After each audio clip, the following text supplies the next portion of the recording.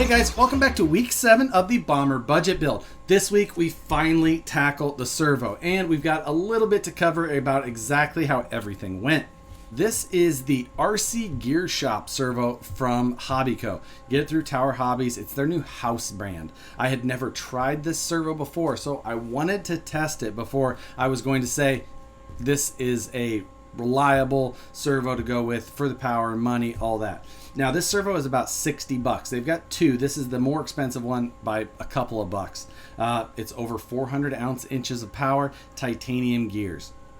The speed is by no means lightning fast, but it really wasn't that bad. Last weekend, there was the next scheduled race at the Auburn Performance Raceway for the U4 series they've got going on there, and I wanted to run this car. To do that, it meant swapping the new servo in as I wanted to get it tested, then needed to get these tires re-glued onto those stock plastic wheels as I had pretty much lost the bead on 3 of the 4. So went ahead and re-glued just the outside of all of the tires. The inside hadn't lost a bead on any of them. It was just that outside edge that didn't seem to hold on any of the tires on this car. So got that done, and those worked out just fine.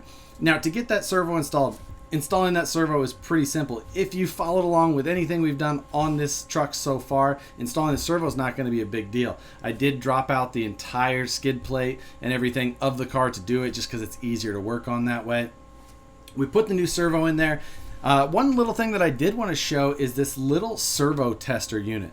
One of the local guys, Tony, had this, and it does make it a little easier to kind of set up. You can throw it in there.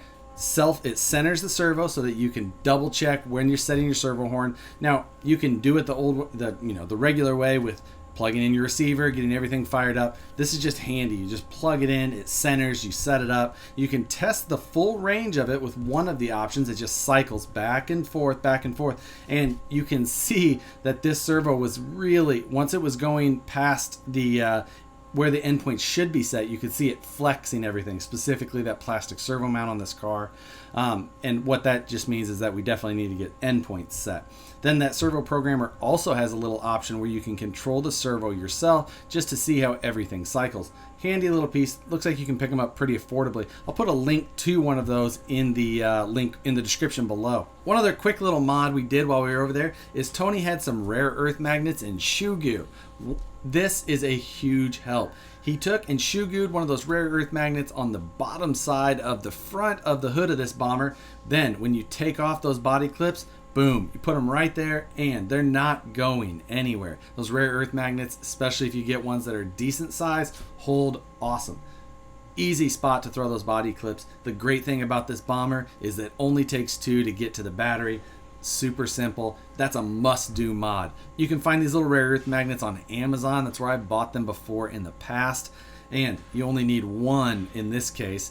One cheap little pack of magnets will last you through a bunch of builds. So check out that little tip if you are always looking for a place to put those body pins. So after that, I got the servo installed. Now, the performance. I ran it, like I said, all weekend at U4 races. Solid steering links, as you've seen.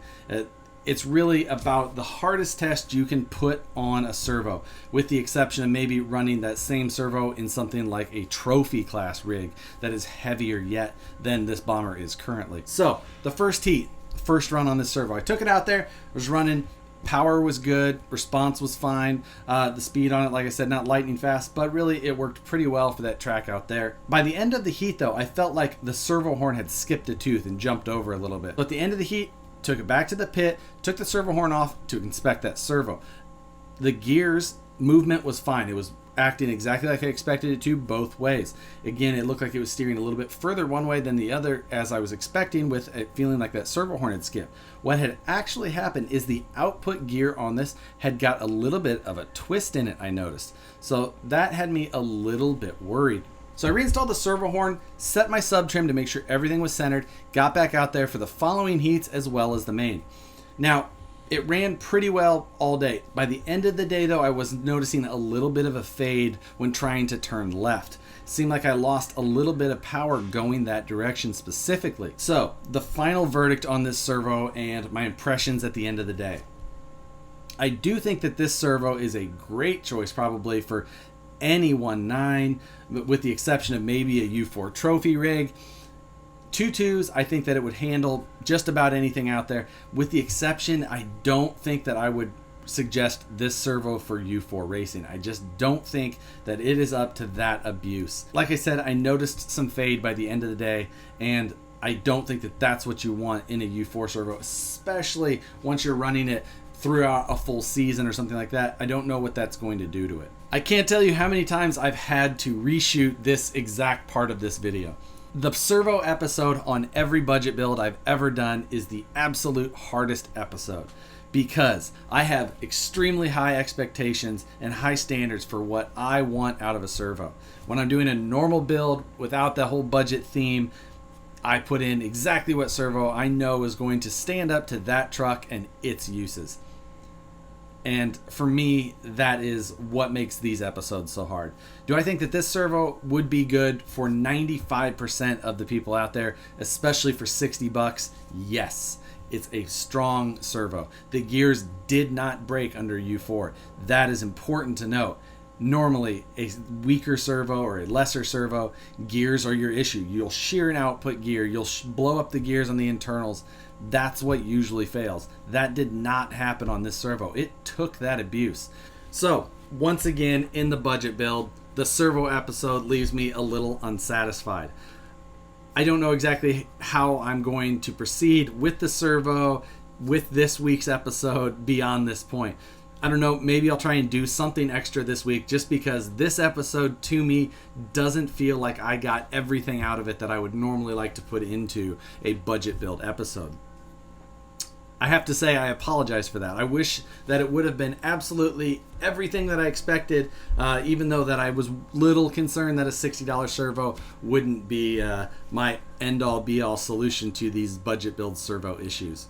So without too much of a vague ending, I'll try and get you guys something else out on the Bomber before next episode. Can't promise, a lot going on right now, but we'll see what we can do. I wish I could have given you more this week, but sometimes that's just how it happens. So watch for the next episode, next video, whatever it happens to be, when we'll get everything turned back around and headed in the direction that I was hoping for. With that, we'll see you guys on that next video.